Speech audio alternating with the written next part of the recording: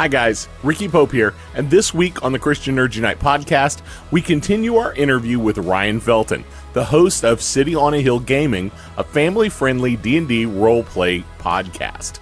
Plus, scripture and nerdy news as always, and we'll get to all of that right after this.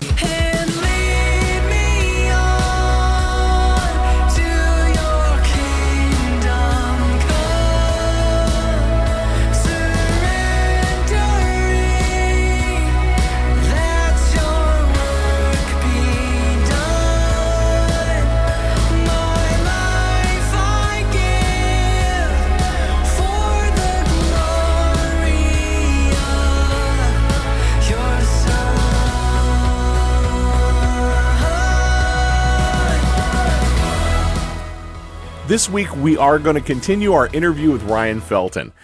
We had a lot of fun last time, and if you didn't get a chance to listen, I definitely encourage you to go back and check out the first part of the interview. It was a really fun conversation. But first, let's get started with some scripture. Philippians 4:4-9. Rejoice in the Lord always. I will say it again, rejoice. Let your gentleness be evident to all. The Lord is near. Do not be anxious about anything, but in every situation, by prayer and petition, with thanksgiving, present your requests to God. And the peace of God, which transcends all understanding, will guard your hearts and your minds in Christ Jesus.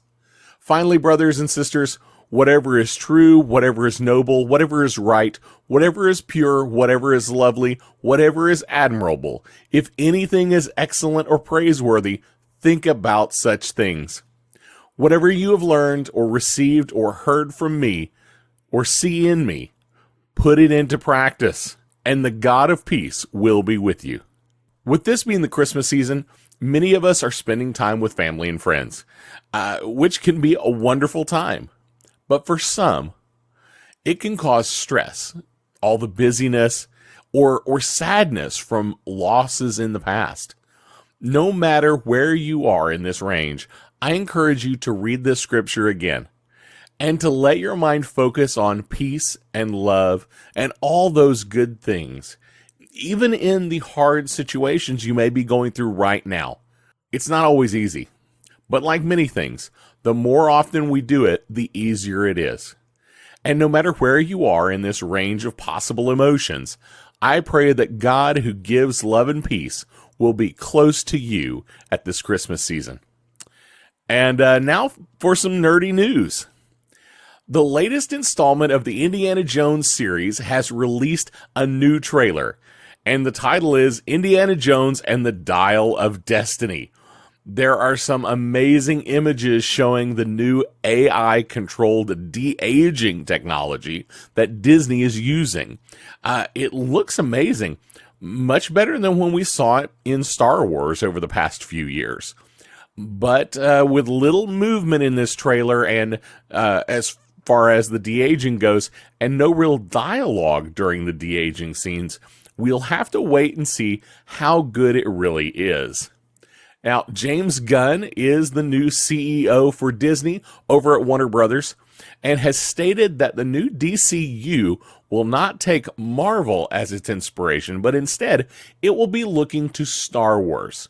Meaning, as he is also hinted at, that everything at DC, including movies, TV, animation, games, will all be connected in some way. So DC is now looking at a single continuity for everything.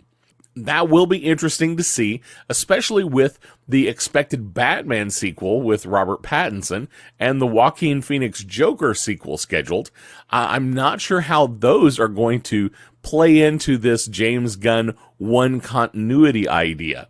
I hope they can figure it all out.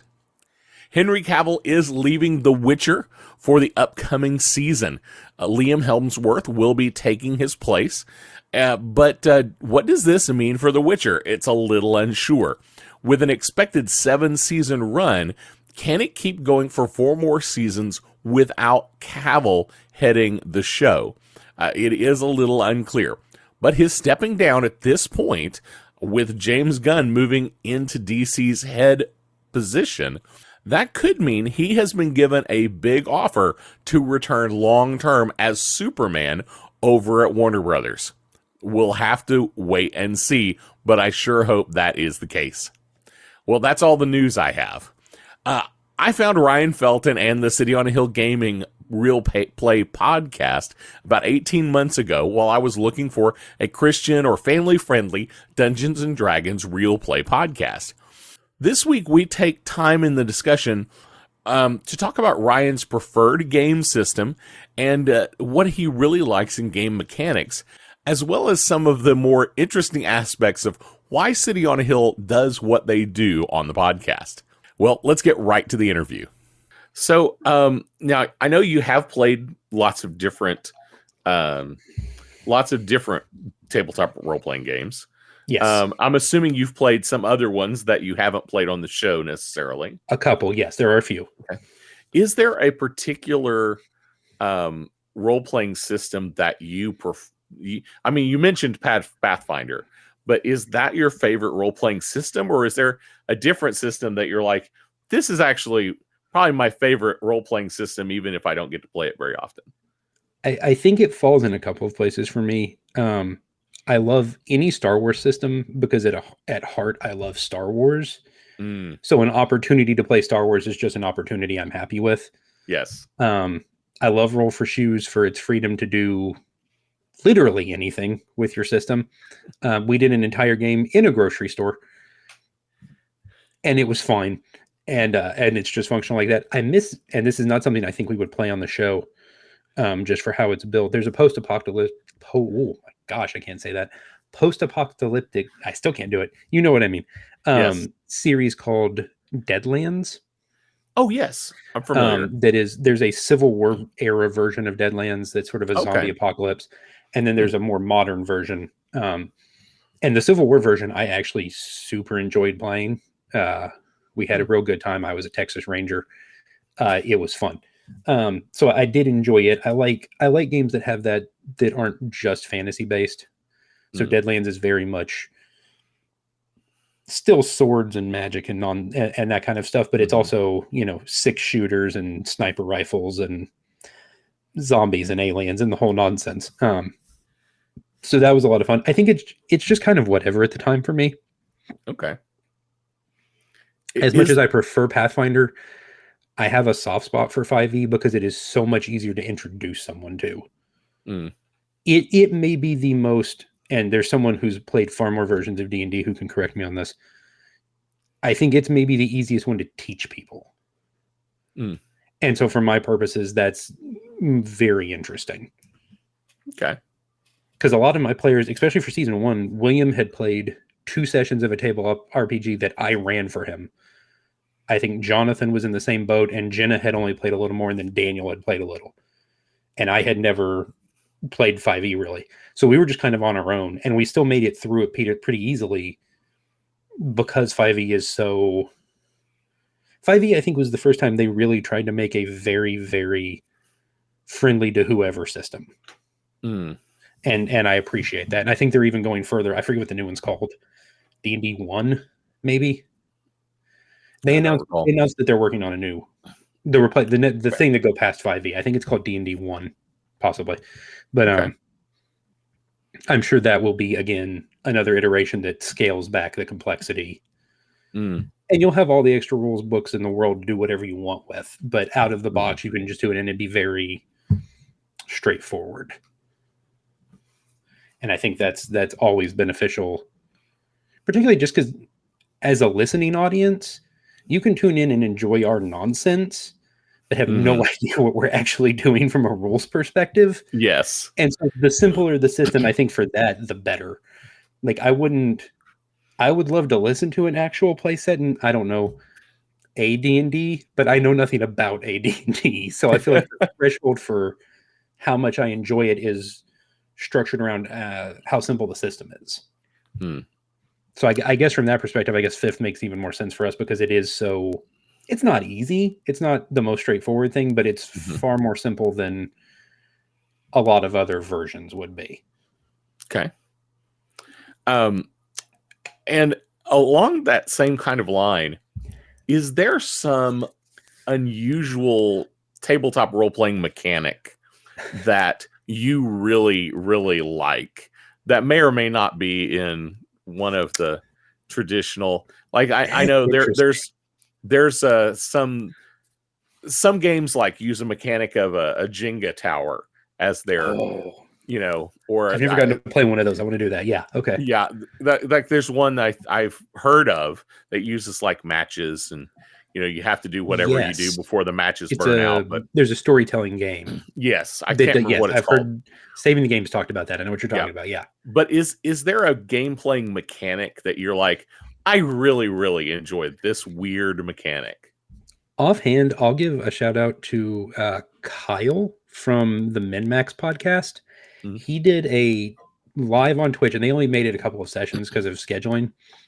Actual play with two of his cousins, and the place the three of them bond, because there's a pretty solid age gap there, Mhm. is Magic the Gathering. Okay. So what Kyle did is he took a pile of Magic the Gathering cards, and whatever card he drew off the top, he would have to turn into some part of what they were fighting, or whatever the area they were in, whatever the encounter was based off of just randomly off the top of whatever card he drew. And I really appreciated that concept of, I would hate it having like zero control and having to be that on the fly, because that's too far for me. But I really enjoyed listening to it. From an enjoyability perspective. I liked that. In general, Deadlands uses wounds, so each part of your body can take a certain number of hits before it becomes less useful. So it's not like just a big chunky pool of hit points. Right. I so do like you I could do like lose that use idea. of your arm or something like that. Yes. Yeah. And not still be just completely unable to play or whatever. Yeah. So I do like things like that. I think most games have something that's just like, oh, that's interesting. I would not have. Okay, so Level Up leans a lot more heavily into giving you encounter options like that kind of take away combat that's like quicksand or pit trap or that kind of thing. I like being able to engage, especially for my players who, when I say family friendly, they assume I'm challenging them to be aggressively so. I was gonna say you're in the City on the Hill game. There are a lot of encounters that I think most people would just attack that person and call it good. But your players decide they want to reason with the dragon. Yep, that's my favorite one. That was supposed to be a test for them by a character in the story, was trying to test them. So he sent them out to fight a dragon he had spoken to ahead of time. She was going to roll over and play dead after a certain point. In my head, this is going to be great. And they just walk up and start a conversation. I'm like, whoa. I have no voice for this. There is no dialogue. There is no motivation here. No. Stop. No. But here we go. And this is what we're doing now. Yeah, that's very much them. And I have one friend, Justin, who's always just like, but you could have them fight something they don't care about and still have combat. And I'm like, I know, I need to work on that.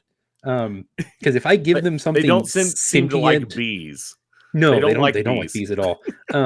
If I give them something humanoid and sentient, then their mind, they can save it. Peter, I think it was Peter who said once that they have started to take family friendly, because we try and be somewhat nonviolent. Like, I'm a big fan of pretending every NPC you fight ever faints like a Pokemon, because look, death. Okay. Yeah. We don't do that here. And so they've just kind of embraced that, not just as a challenge for how I expect them to interact with the game world, but a challenge in how they have determined they're going to interact with the game world, whether I want them to or not. And that's so anything that gives me an opportunity to kind of challenge them without having to just throw another set of random minions at them or whatever. I appreciate that. I appreciate an opportunity to engage them for a period of time that's different. I like having that opportunity. I think that's been and can be good for us, because they will go, like you said, they'll go out of their way to not hit anything ever, and to teach people good lessons and to send them home better than they found them. And as a Christian, those are all things we should be doing, but they're not what you expect in a D&D game. And so I've had to learn to just be like, okay, cool, here we go. This is what we're doing now. Bring it on. Has there ever been a time in the show where they encounter something you expect them to kill, that they befriend to the point that it becomes basically a member of the party? Season 1. The easiest example, there's the easiest example. I had the party of 4 fight a group of lizard riders. And Jenna approached this not only as a challenge, but one where she didn't require permission. She knocked the rider off. Yeah, nope. She knocked the rider off and claimed that dragon as hers. And I'm like, but, crap. Okay, yeah, sure. And so I had to put restrictions on what she could do with it, because obviously having a giant lizard, she can ride around and just, I had already explained could climb walls. Seemed problematic in the long run. So we had to put some restrictions on it, but I'm like, yeah, no, she just yanked that right out from under me. I'm like, okay, yeah, we're good. Here we are. And then I named him Toothless because the picture I used was Toothless from How to Train Your Dragons. I'm like, his name's Toothless. It is what it is. We're here now. That's the one. We still a lot of IP for names. Our pack animal for season 3, I let Twitter decide the name, and I believe it was Grant's wife suggested Littlefoot. And I'm like, well, we're done here. That's the correct answer, because those movies came out when I was a child. And Land Before Time 1 and 2 forever. We're here now. Yes. How do you, as a GM, how do you recover from, like you said, there's no battle plan ever survives contact with the enemy. No story plan survives contact with the player characters. How do you recover from, well, that wasn't supposed to go that way? There's a lot of stalling. And then there's a non-zero amount of theater of the mind discussion with the world around them. So eventually you just learn to, and you have to be careful, obviously, because you can put yourself in a weird position. But I think that's not a problem. You just kind of have to learn to just like, okay, well, we have 45 minutes left in our session. What else is on the list? I didn't plan past tonight. Okay. And then you just kind of go. And I've just, eventually you just accept a series of things that will work as, okay, so now you need to talk to this person. So now we're going to talk about this. What do you guys want to do next? And there are certain places you can let them get to without anyone having to like look at a map or whatever. And so I've just learned to kind of run with those moments of, well, okay, this is what we're doing now. Here we are. And you just go, and it just is what it is. And that's just part of it. And I will, like he said, no, plan comes out unscathed. This is not easy for a GM when you start, and it's still not easy for me now, but it's something you may have to get used to, because it doesn't matter how straightforward the module or your pre-created homebrew is. If they want to follow this specific thing that's definitely not actually a quest line, but they've determined it is, then that's where you are now, and that's fine. Because I've tried to railroad a group before, and it blew up in my face. And so you just embrace it, I think, is essentially the answer. You embrace it and just go with it, and it'll be fine. And they're whatever enough as a group for the most part that they will give me something to work with. I think if they know I need something to work with, like, especially like some of them are very experienced. Most of them at this point are all fairly experienced role players. We'll make something work, because essentially we're just, I guess that's sort of the nice thing about doing it as an actual play, is that when the intentionality is to tell a story, we can just kind of do whatever with that. There doesn't have to be a crap load of planning for something. I have to be careful because I may not remember what I said, and that may affect the story later on. That's definitely happened in my regular group and in our recorded sessions. But in general, you just go with it, and it's fine.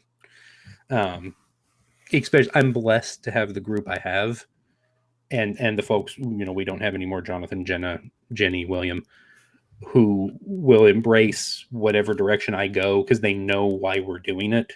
Mm-hmm. And so I think that actually weirdly benefits me. Only recording for 2 hours at a time and doing it for an audience, I think there's a little more forgiveness from the players for what mode the story takes. Because it is such a... we're always railroaded. Right. Just by our structure. And so to some extent, there's not a lot of... There's less exploration than you might expect in a tabletop game. And that's something they've requested more of, is more chance to interact with NPCs and the world around them. And that's something hopefully I'll do a better job of this season, is getting into their backstories and letting them explore things and do that, and not maybe holding so tightly to the structure. Because we even hold to, technically, not officially, but a loose season structure of 10, 11, 12... 13, 14 sessions. So once we're into the mid-20s and episodes, we're probably looking at the next season. And that's probably tighter than your average D&D game is from that perspective. Especially because if we record for 28 hours, let's say, for some groups, that that may be 14 sessions for me. That's only 7 sessions for some groups. That's 4.5 sessions for some groups, or 6 or whatever. And you don't get very far in 6 sessions of D&D, frankly. Right. There's not a lot of leveling up unless the GM just tells you to. There's not a lot of interaction with the world in that amount of time, but that's the structure we're on because we only record every 6 weeks for 2 hours at a time. And I'm trying to cut it into 2 45-minute halves and do this thing. So it definitely puts us in a weird... It's a good position, but it's a position that requires... I'm fortunate to have a lot of very flexible people who are willing to be unnecessarily flexible with my weird storytelling methods. And it works. And for that, I am very thankful. Very cool. So for a believer out there who is maybe for the first time investigating tabletop role-playing games, what would you recommend to them? How should they get involved? How should they get started? I think it's a matter of finding where you're comfortable. And there are even, for Christians, there are even Lord of the Rings based tabletop games. They don't look like they're the simplest thing in the world from a rule standpoint, but that's fine. I think it's finding somewhere you're comfortable. Because you and I talked about this before we started. I will never force you to be comfortable with Dungeons and Dragons. I have one person who has been on our show multiple times who, for professional reasons, is not comfortable with D&D to some extent. So we never play D&D when they're on. I will never tell you have to like Dungeons and Dragons. If you look at it and you're not comfortable with it, that's fine. I love D&D and Pokemon and Magic the Gathering and all those things from my childhood that were super taboo and not acceptable. But I don't like Harry Potter, and I never have. But I know plenty of people who do, and that's fine.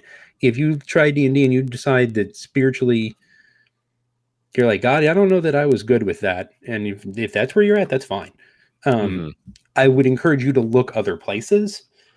If you and your friends just want to do something like this, then something like Feng Shui 2, which is basically, what if you played a tabletop RPG that was essentially, the storytelling was based around the same flow and methodology of a really, really bad B action movie. The bad B, like martial arts action movie, like where the action and special effects are great or terrible, and the story is great or terrible. Who knows? What if that was a game system? Or like I said, Roll for Shoes, which is literally 6 rules, or Star Wars, or Lord of the Rings. I'm sure someone's made a Transformers RPG at some point. Probably. Actually, just recently, we play tested on our show the the new Marvel upcoming role-playing game. There's a Marvel system. There's more than one, and I cannot attest to their quality or to the theology therein. There are Christian tabletop RPG systems based loosely around the sort of fantasy, Dungeons and Dragons style. I cannot attest to whether or not their theology is accurate. I've looked at bits and pieces of them. Some of it I thought they did a good job with. Some of it I was not as impressed with. So your mileage may vary, denominationally or spiritually. Yeah, which is fine. Agree. Test things. The Bible says to test things. Test things. If you decide you're not good with it, then don't be good with it. As long as you're confident that you're not good with it because God's not good with it. You have to be careful, obviously. You can decide to not be good with something and that not be where God is on it necessarily. We as Christians broadly, are real good at that, in my opinion. And I'm throwing stones and shouldn't. But you have, there are literally, I almost said thousands. There's probably not thousands. Dozens and dozens, if not hundreds, of tabletop, role-playing games. If you try D&D and spiritually you're not good with some things with, demons and devils and,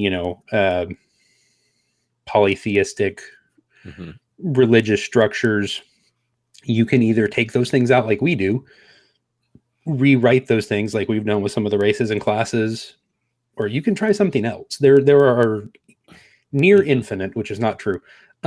Near infinite in terms of how much time you'll actually have to play with them. There are near infinite RPG options. And yes. I would encourage you to try more than one thing because a lot of them are very different. If you don't like, the rules heaviness of 5e, then try something like Feng Shui or Roll for Shoes, where there's literally one sheet's worth of stuff you have to keep up with. As the GM or the player, possibly. And you can embrace it. If you love Star Wars, there's literally more than one Star Wars RPG system. I believe there's a Star Trek system somewhere, maybe two. So. If someone has a Battlestar Galactica system, not the 2000s one, the 70s one, let me know, because I grew up on 70s Battlestar Galactica reruns, and I love that show. You have options. I want to say there's some based on fighting games. Like you said, there are a couple pro wrestling systems. Yep. I'm sure there's a sports system somewhere. I was going to say there's multiple superheroes, and then there is GURPS, which is so generic you can just literally do about anything you want. I have tried GURPS ones of times, and it's maybe too open for me because you can make a Dungeons and Dragons fighter, and the guy next to you makes literal Rambo, and the guy next to him is literally Luke Skywalker, and you're all playing the same game together in, I don't know, the 1840s or something. We made leprechauns once. Yeah, exactly. And he's literal leprechauns. GURPS is so open. To me, it is too open. But that's their shtick. That's the point. And if that's what you're looking for, that's great. I know people who love GURPS more than they love anything else. That's absolutely fine. I would encourage people to try it. Like I said, test it spiritually. If you decide you're not okay with it at the end, that's fine. D&D is very popular. It does not have to be your thing. And that's not a problem. Give it a go. Or, there are plenty of podcasts who will, from a good perspective, like yours, tell you about faith and your gaming on many levels. And there are good resources like that now, because there are a lot of us, it turns out, who had those questions or knew people who had those questions. Like Saving the Game was built entirely on answering those questions for people. Oh yeah, absolutely. MinMax podcast does a lot of the same thing. They want to answer those questions so you can decide if you're okay with it.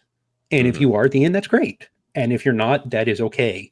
There are 1,000 other fandoms, to choose from to be nerdy about whatever you want. So give it a try. And if you find it doesn't work for you, that's cool. And if you want to try something else, like I said, you have plenty of options.